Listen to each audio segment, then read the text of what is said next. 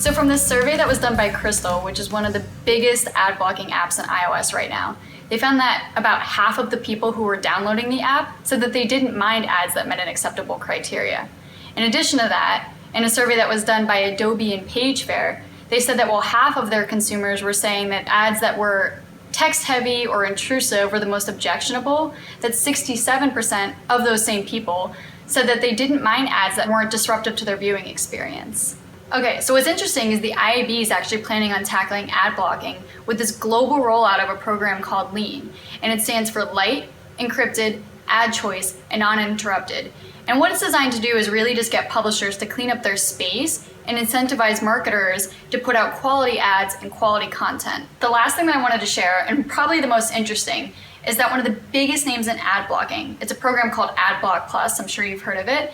They've actually just released an update for their Google Chrome extension, and it's an acceptable ads feature. So by default, consumers are now seeing ads on sites while using AdBlock Plus that meet an acceptable criteria, that aren't too text heavy and aren't intrusive to their experience. So those are the top 4 things that I wanted to share with you about ad blocking.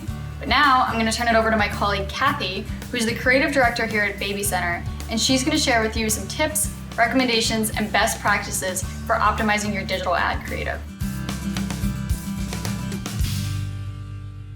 The closer you can get to the content that the consumer is actually reading, the more likely they are to respond to the ad. If a consumer is reading an article about how to put her baby to sleep, any advertisement there that's talking about baby sleep time, bath routines, anything like that, a Johnson's baby lotion, any of those things is going to be very relevant to what she's reading, and she's very likely to click on an ad because it's actually completely related to what she's reading. There can be a caveat to that, because if you go too far up the funnel, you actually are not going to have as much of a performance as you will if you're that close. A good example of that would be that if you're advertising in all of pregnancy for something like diapers,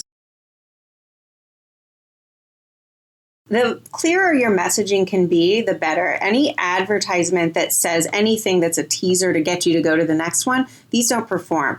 If you say, learn more about the best top 10 anything, you're not going to get the click through. Mom doesn't have time for that, or consumers of any kind. They just don't care. It's also really important to be very, very simple and clean with your messaging. If you're selling an offer, make that offer big. If it's, a new product, make sure that it's very clear that this is a new product.